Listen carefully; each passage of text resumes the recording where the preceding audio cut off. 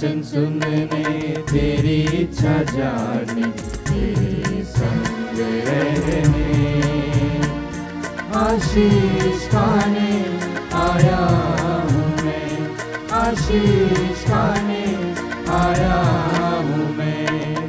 तेरा बुलावा सुना, कदम तेरी ओर बढ़े।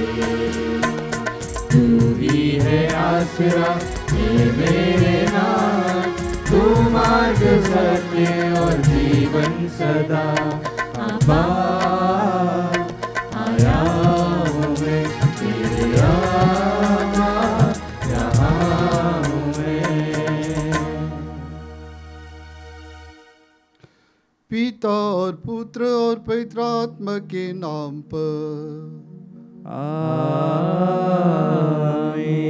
हमारे प्रभु यीशु ख्रीस्त की कृपा, ईश्वर का प्रेम और पवित्र आत्मा का साहचर्य आप सबों को प्राप्त हो। और आपकी आत्मा के साथ। ख्रीस्त में प्यारे भाई और बहनों,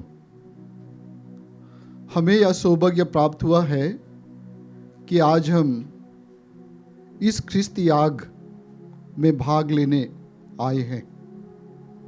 हमारी प्रार्थनाओं, बलिदान, कामनाएं और हमारी भक्ति, हमारी प्रार्थनाएं इस ख्रिस्त याग में हम चढ़ाते हैं। जैसे कि हम जानते हैं, हम पास्का काल में हैं और हम इस संदर्भ में हैं कि प्रभु यीशु जी उठे हैं और पुनर्जीवित ख्रीस्त का प्रभाव इतना ज़्यादा है कि आत्मा की शक्ति से पुनर्जीवित प्रभु का सुसमाचार विश्व के कोने कोने में फैल रहा है और कई लोग यीशु को पहचान लिए।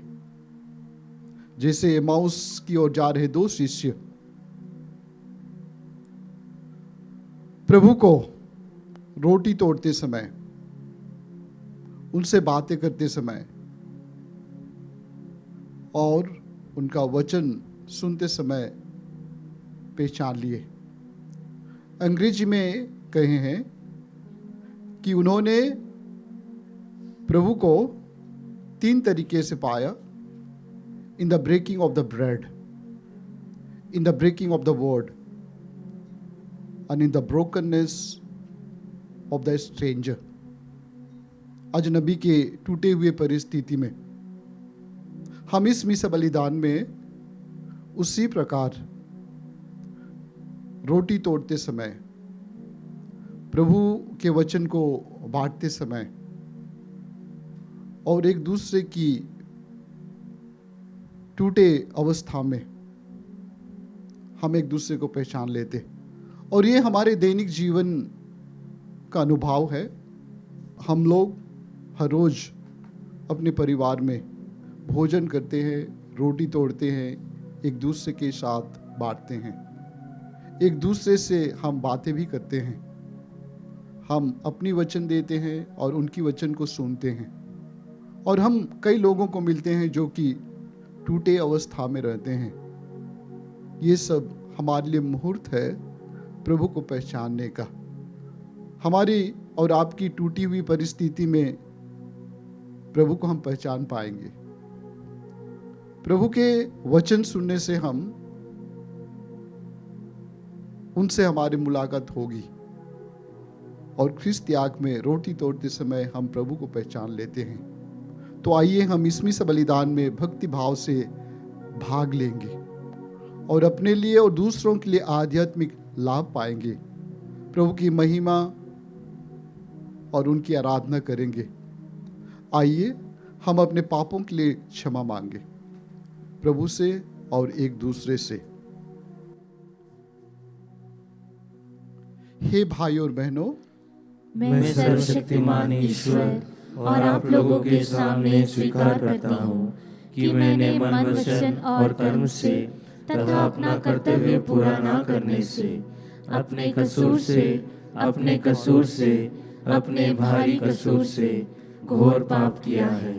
इसलिए मैं नित्य कुंवारी धन्य मरियम से सब स्वर्गदूतों, संतों और आप लोगों से, हे भाइयों बहनों, विनती करती हूँ कि आप लोग मेरे लिए प्रभु ईश्वर से प्रार्थना करें। तू पश्चाताप करने वालों को क्षमा प्रदान करने आया है। हे प्रभु दया कर। हे प्रभु दया कर। तू पापियों को बुलाने आया है। हे ख्रीस्त दया कर। हे ख्रीस्त दया कर। तू पिता की दाहिने विराजमान होकर हमारे लिए प्रार्थना करता है। हे प्रभु दया कर। हे प्रभु दया कर। सर्वशक्तिमान ईश्वर हम लोगों पर दया करे और हमारे पाप क्षमा कर हमको आनंद जीवन प्रदान करे। आमीन। हम प्रार्थना करें। हे ईश्वर, तूने पतित मानव स्वभाव को बपतिस्मा द्वारा शुद्ध करके पहले से भी अधिक गौरवमय बना दिया है।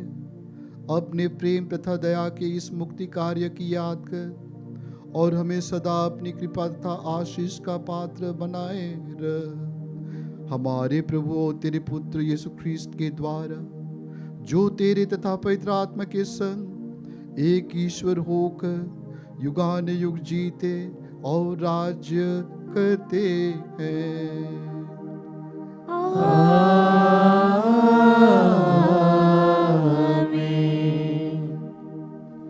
प्रभु आपके हृदय और जीवा पर हो ताकि आप योग्यतापूर्ण प्रभु की वाणी घोषणा कर पाए। पिता, पुत्र और पवित्र आत्मा के नाम पर।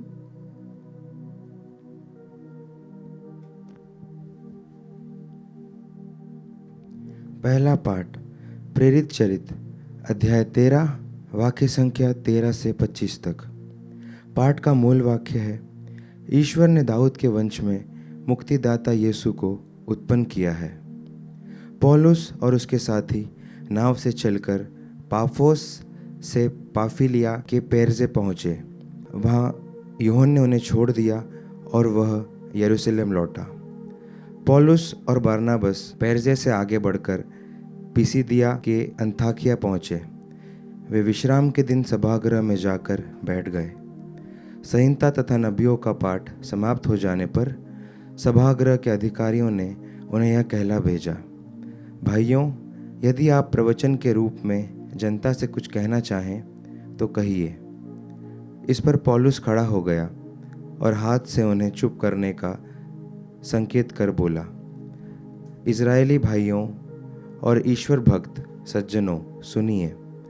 इजरायली प्रजा के ईश्वर ने हमारे पूर्वजों को चुना, उन्हें मिस्र देश में प्रवास के समय महान बनाया और वह अपने भुजबल से उन्हें वहाँ से निकाल लाया। उसने 40 बरस तक मरुभूमि में उनकी देखभाल की। तब उसने कनान देश में 7 राष्ट्रों को नष्ट किया और उनकी भूमि हमारे पूर्वजों के अधिकार में दे दी।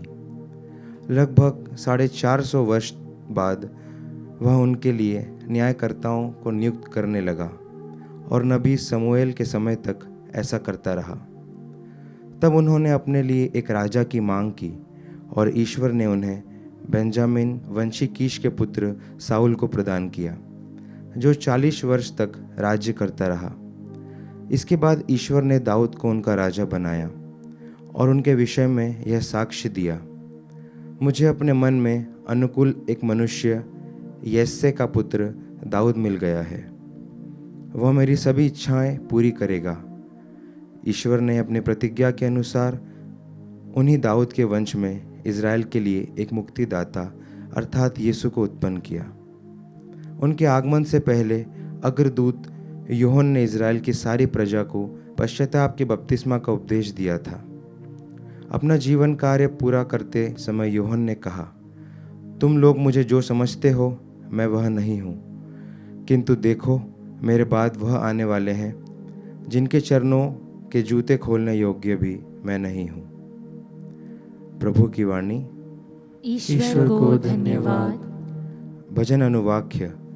हे प्रभु, मैं सदा ही तेरी कृपा का गीत गाता रहूँगा। हे प्रभु, मैं सदा ही तेरी कृपा का गीत गाता रहूंगा। हे प्रभु, मैं सदा ही तेरी कृपा का गीत गाता रहूँगा। मैं पीढ़ी दर पीढ़ी तेरी सत्य प्रतिज्ञा घोषित करता रहूँगा। तूने कहा, मेरी कृपा सदा ही बनी रहेगी। मेरी सत्य प्रतिज्ञा आकाश की तरह चिरस्थायी है। अनुवाक्य। हे प्रभु, मैं सदा ही तेरी कृपा का गीत गाता रहूंगा। मैंने अपने सेवक दाऊद को चुनकर अपने पवित्र तेल से उसका अभिषेक किया। मेरा हाथ उसे संभालता रहेगा और मेरा बाहुबल उसे शक्ति प्रदान करेगा। अनुवाक्य। हे प्रभु, मैं सदा ही तेरी कृपा का गीत गाता रहूंगा। मेरी सत्य प्रतिज्ञा और मेरी कृपा उसका साथ देती रहेगी। मेरे नाम के कारण उसकी शक्ति बढ़ती जाएगी।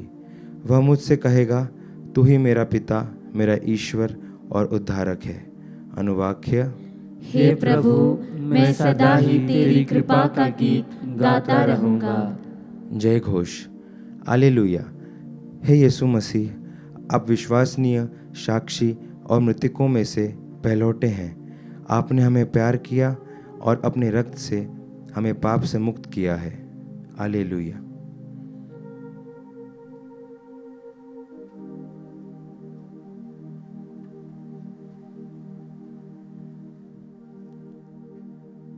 प्रभु आप लोगों के साथ हो और आपकी आत्मा के साथ। संत योहन के अनुसार पवित्र सुसमाचार। हे प्रभु, तेरी महिमा हो। शिष्यों के पैर धोने के बाद यीशु ने उनसे यह कहा, मैं तुमसे कह देता हूं, सेवक अपने स्वामी से बड़ा नहीं होता और न भेजा हुआ उससे जिसने उसे भेजा। यदि तुम ये बातें समझकर इनके अनुसार आचरण करोगे तो धन्य होगे। या मैं तुम सबों के विषय में नहीं कह रहा हूं।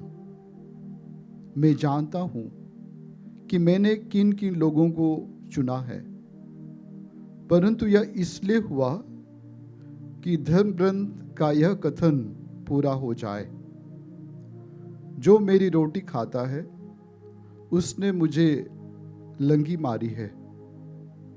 अब मैं तुम्हें पहले ही यह बताना चाहता हूं, जिससे ऐसा हो जाने पर तुम विश्वास करो कि मैं वही हूं। मैं तुमसे कह देता हूं, जो मेरे भेजे हुए का स्वागत करता है वह मेरा स्वागत करता है, और जो मेरा स्वागत करता है वह उसका स्वागत करता है जिसने मुझे भेजा है।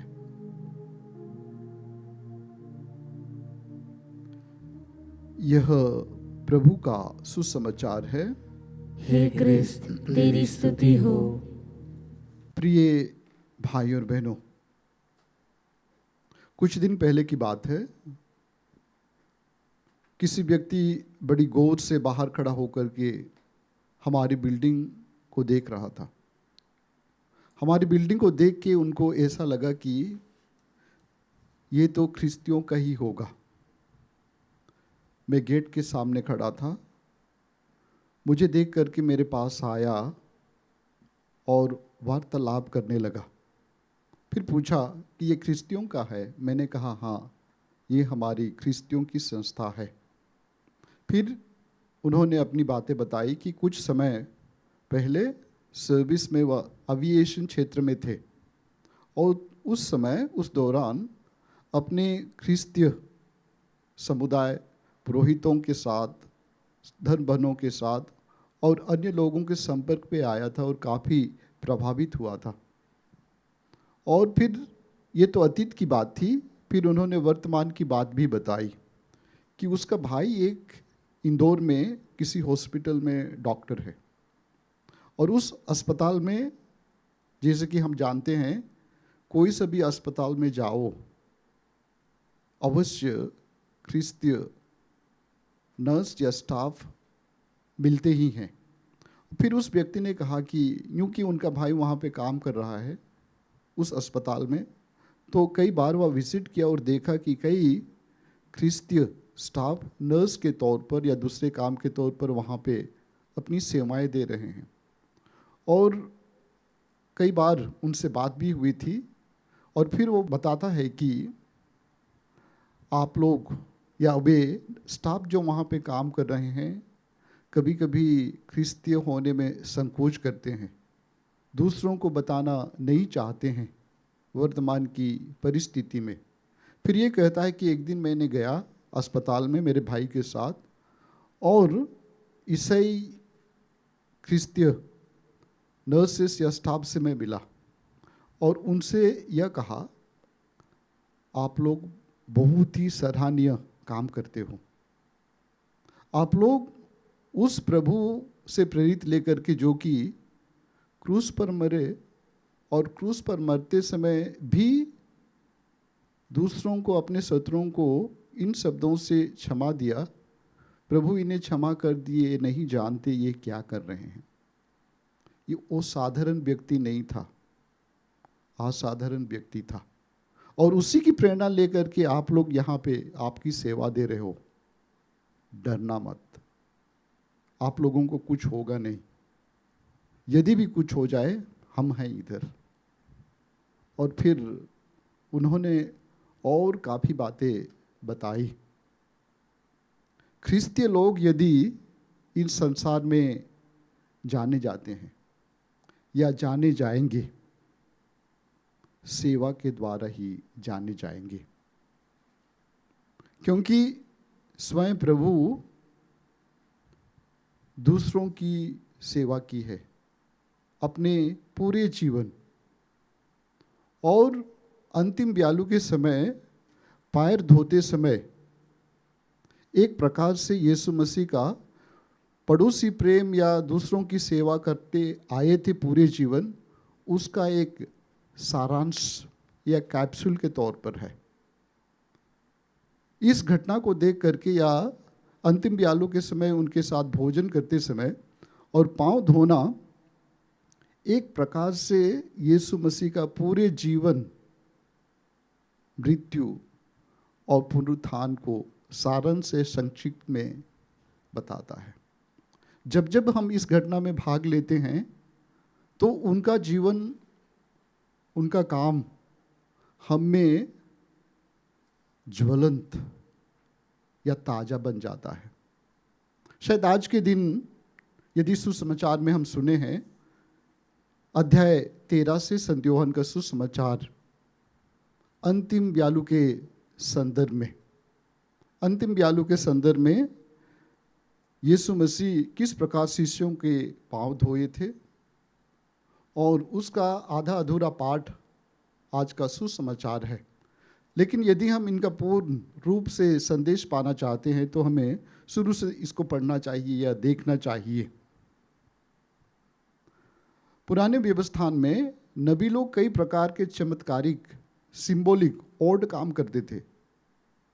जैसे नबी यिर्मयाह एक नया मटका लेकर के आया और पब्लिक में तोड़ दिया, लोगों की ध्यान आकर्षित हुई, लोग पूछते हैं ये क्या है, फिर ये बताते हैं कि इसका गंभीर अर्थ क्या है, जिसको कि अंग्रेजी में सिंबॉलिक एक्शन कहते हैं।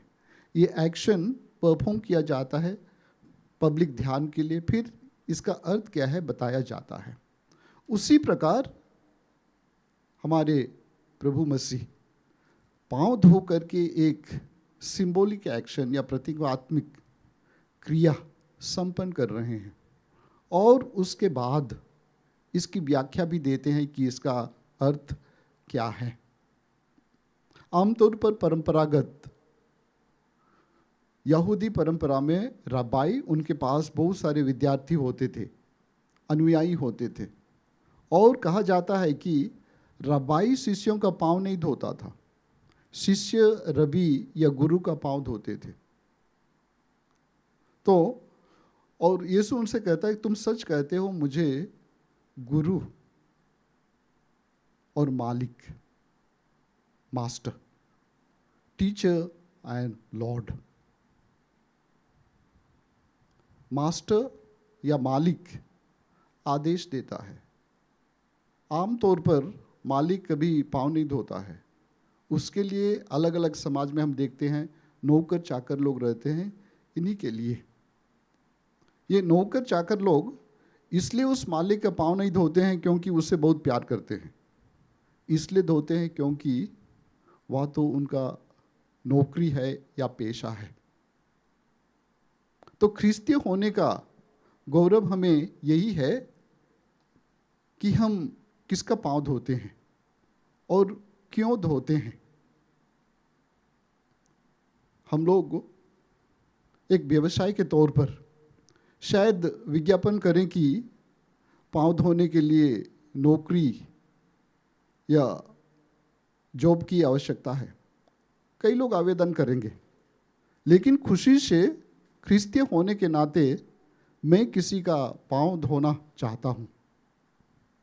तो हम किसी और की सेवा इसलिए करते हैं क्योंकि हम हमारे प्रभु यीशु से प्रेरणा लिए हैं और उन्होंने हमारे लिए एक सुंदर उदाहरण प्रस्तुत किया है। स्वयं कहें मैं आपके सामने एक उदाहरण प्रस्तुत करता हूँ।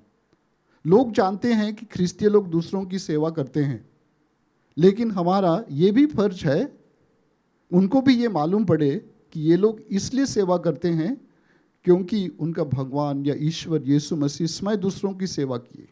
यदि मैं सेवा करूं और मेरे मालिक को नहीं जानते तो मेरी सेवा अधूरा रह जाता है। और दूसरी बात आती है मैं किसकी सेवा करूं।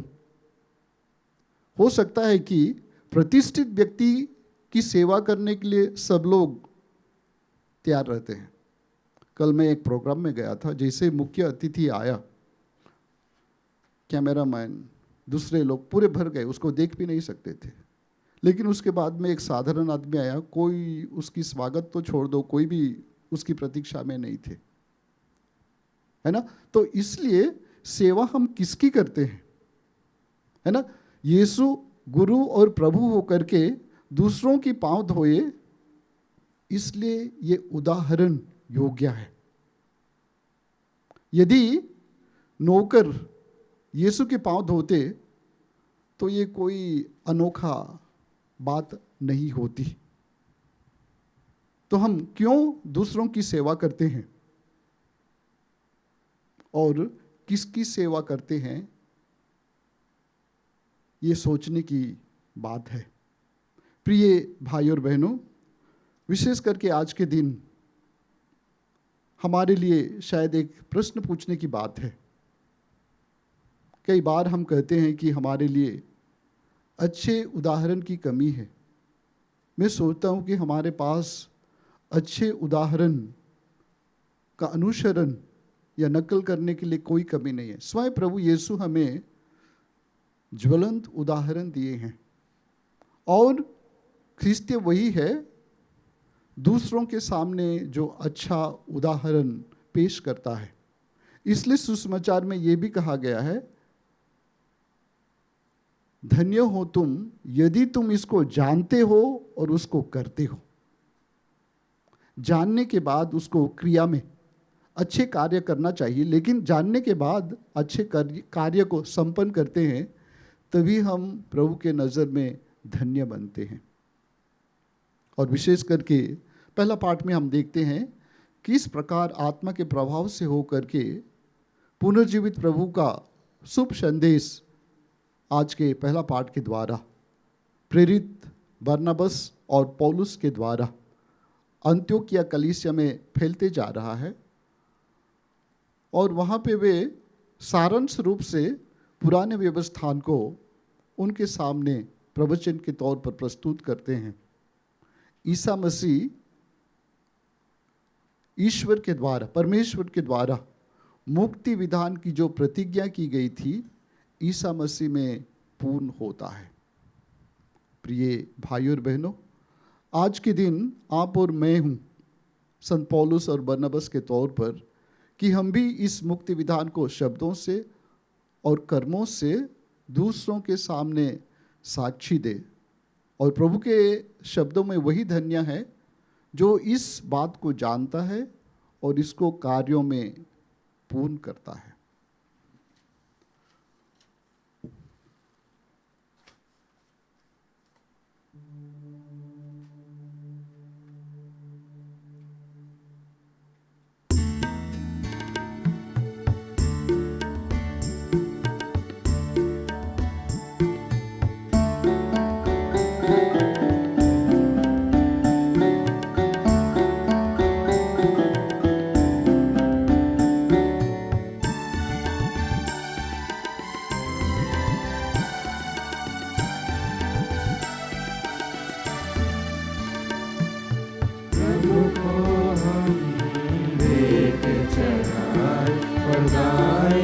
उसका नाम सदा गाए, उसका नाम सदा।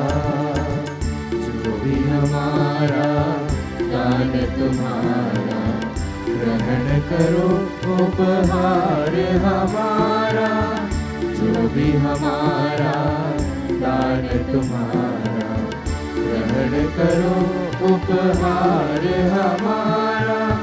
लाए चरणों में अर्पित करने, लाए चरणों में अर्पित करने। स्वीकारो है भाग्य विधाता, प्रभु को हम भेंट चढ़ाए और गाए उसका नाम सदा। गाए उसका नाम सदा। भाइयों और बहनों, प्रार्थना कीजिए कि सर्वशक्तिमान परमेश्वर मेरा और आप लोगों का यह बलिदान ग्रहण करे। प्रभु अपने नाम की स्तुति तथा महिमा के लिए और हमारे तथा अपने समस्त पवित्र कलीसिया के लाभ के लिए आपके हाथों से यह बलिदान स्वीकार करे। हम प्रार्थना करें।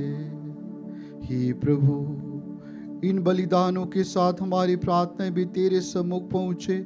हम तेरी कृपा से विशुद्ध हो जाएं और इस महान संस्कार के अनुसार जीवन बिताएं। यह वर दे हमारे प्रभु ख्रीस्त के द्वारा।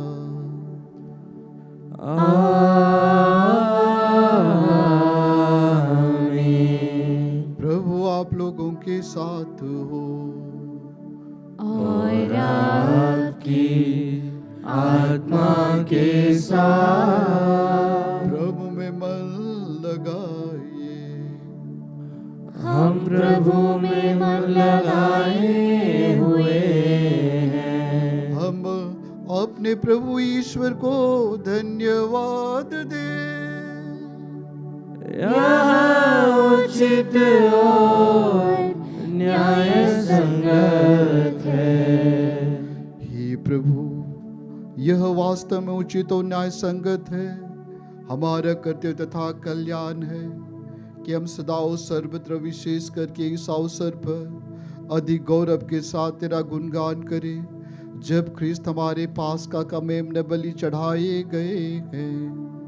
इन्हीं के द्वारा अनंत जीवन के लिए ज्योति की संतान उत्पन्न हुए और विश्वासियों के लिए स्वर्ग राज का प्रांगण खुल जाते हैं, क्योंकि इनकी मृत्यु द्वारा हम मृत्यु से मुक्त हुए हैं और इनके पुनरुत्थान द्वारा पुनर्जीवित हुए हैं।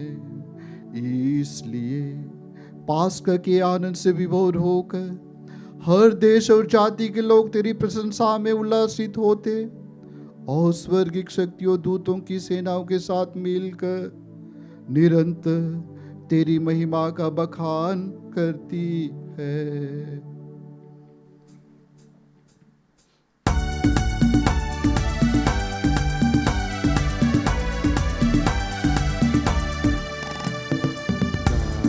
हम सब मिलकर जीवंत ईश्वर का स्तुति गाए। हम सब मिलकर जीवंत ईश्वर का स्तुति गाए। पवित्र है परमेश्वर, पवित्र है सर्वशक्तिमान, पवित्र है परमेश्वर, पवित्र है सर्वशक्तिमान, पवित्र है अमर ईश्वर। जय हो तेरी जय हो, जय हो तेरी जय हो, जय हो तेरी जय हो।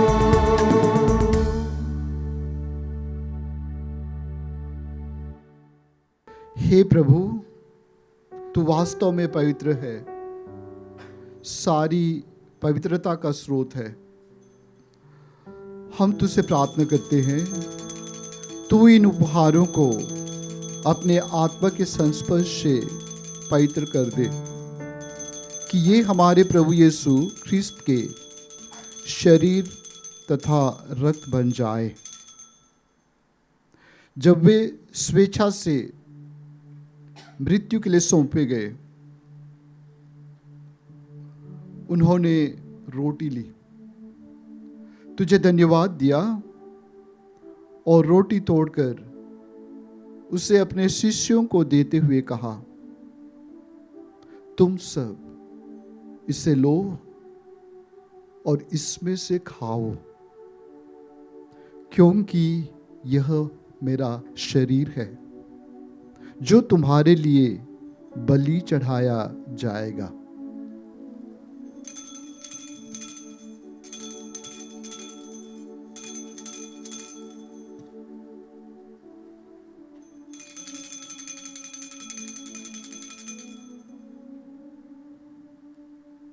इसी भांति भोजन के बाद उन्होंने कटोरा लिया, तुझे धन्यवाद दिया और उसे अपने शिष्यों को देते हुए कहा, तुम सब इसे लो और इसमें से पियो, क्योंकि यह मेरे रक्त का कटोरा है, नवीन और अनंत व्यवस्थान का रक्त, जो तुम्हारे और बहुतों के पापों की क्षमा के लिए बहाया जाएगा।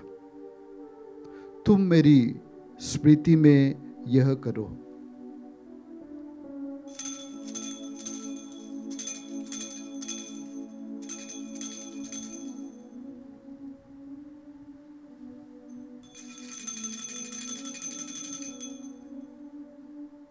विश्वास का रहस्य।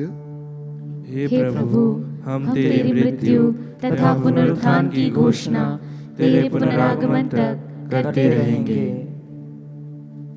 इसलिए हे प्रभु, हम ख्रिस्त की मृत्यु और पुनरुत्थान की स्मृति में तुझे जीवन की रोटी और मुक्ति का कटोरा चढ़ाते हैं। हम तुझे धन्यवाद देते हैं कि तूने हमें अपने सम्मुख उपस्थित होने और अपनी सेवा करने का सौभाग्य प्रदान किया है। हमारा नम्र निवेदन है कि हम सब ख्रिस्त का शरीर और रक्त ग्रहण करके पवित्र आत्मा के द्वारा एकता के सूत्र में बंधे रहें।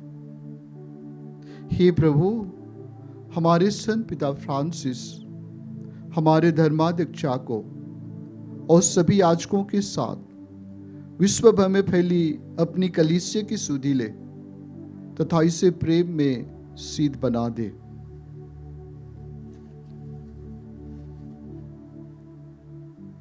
हमारे उन भाई बहनों की भी सुधि ले जो पुनरुत्थान की आशा में परलोक सिधार चुके हैं।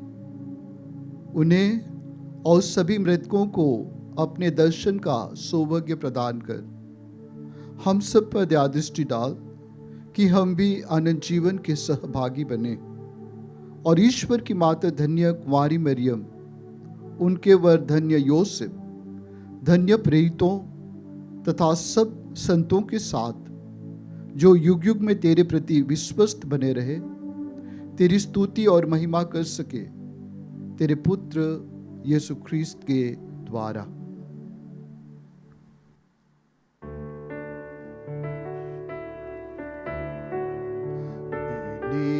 प्रभु ख्रिस्त के द्वारा, इन्हीं के साथ और इन्हीं में, हे सर्वशक्तिमान पिता ईश्वर, पवित्र आत्मा के साथ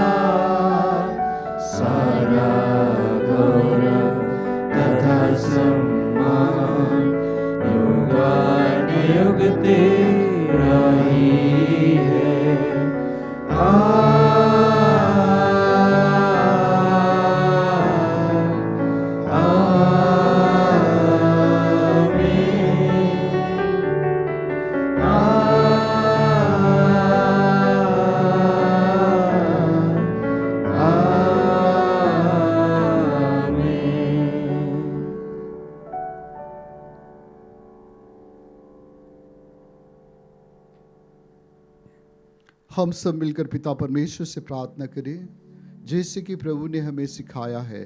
हे हमारे पिता जो स्वर्ग में है, तेरा नाम पवित्र माना जाए, तेरा राज्य आए, तेरी इच्छा जैसे स्वर्ग में है वैसे इस पृथ्वी पर भी पूरी हो। हमारा प्रतिदिन का आहार आज हमें दे, और हमारे अपराध हमें क्षमा कर जैसे हम भी अपने अपराधियों को क्षमा करते हैं, और हमें परीक्षा में ना डाल परंतु बुराई से बचा। हे प्रभु, हम तुझसे प्रार्थना करते हैं सभी बुराइयों से हमें बचा और इस जीवन में हमें कृपापूर्वक शांति प्रदान कर। हम तेरी दया से सदा पाप से दूर और हर विपत्ति से सुरक्षित रहें और उस दिन की प्रतीक्षा करते रहे जब हमारे मुक्तिदाता यीशु ख्रीस्त फिर आकर हमारी धन्य आशा पूरी करेंगे। क्योंकि तेरा राज्य, तेरा सामर्थ्य और तेरी महिमा अनंत काल तक बनी रहती है।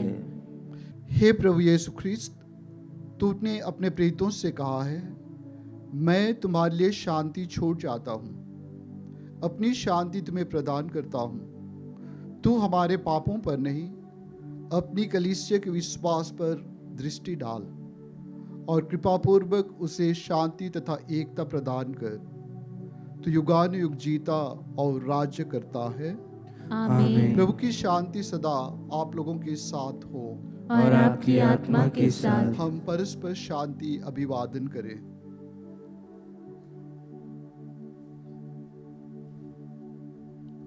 हे ईश्वर के मेमने, तू संसार के पाप भर लेता है, हम पर दया कर। हे ईश्वर के मेमने, तू संसार के पाप भर लेता है, हम पर दया कर। हे ईश्वर के मेमने, तू संसार के पाप भर लेता है, हमें शांति प्रदान कर।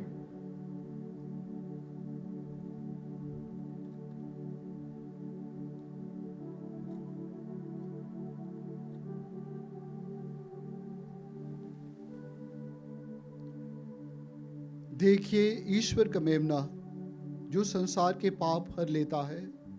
धन्य है हम सब जो इस भोज के लिए बुलाए गए हैं।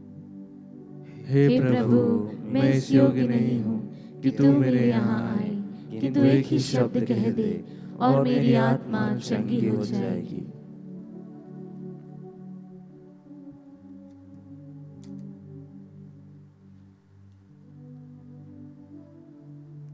हे मेरे प्रभु यीशु, मैं सारे हृदय से विश्वास करती हूँ कि आप पवित्र यूकरिस्ती संस्कार में उपस्थित हैं।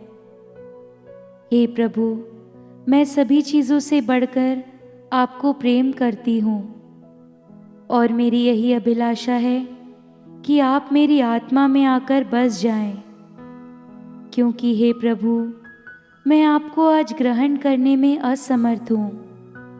हे प्रभु, आध्यात्मिक रूप से आकर मेरे हृदय में समा जाइए। हे यीशु, मैं आज आप में एक होना चाहती हूँ और आप में समा जाना चाहती हूँ। हे प्रभु, यह कभी ना होने पाए कि मैं आपसे कभी अलग हो जाऊं। आमीन। प्रसाद भजन। याद रखो, मैं संसार के अंत तक सदा तुम्हारे साथ हूं। हालेलुया।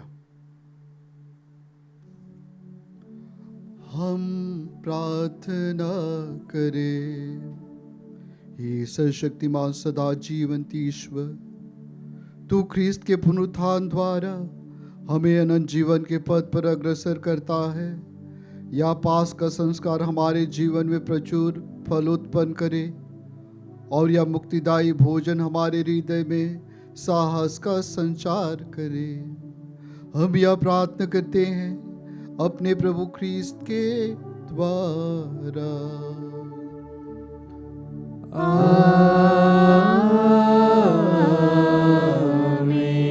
प्रभु आप लोगों के साथ हो और आपकी आत्मा के साथ।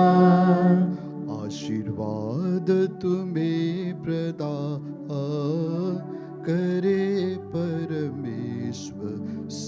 सर्वशक्तिमान, पिता और पुत्र और पावन आत्मा। आमीन, आमीन, आमीन। आप लोग बिता ले, प्रभु की शांति साथ रहे। Hallelujah, hallelujah.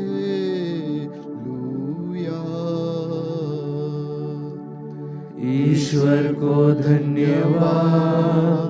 Hallelujah, hallelujah.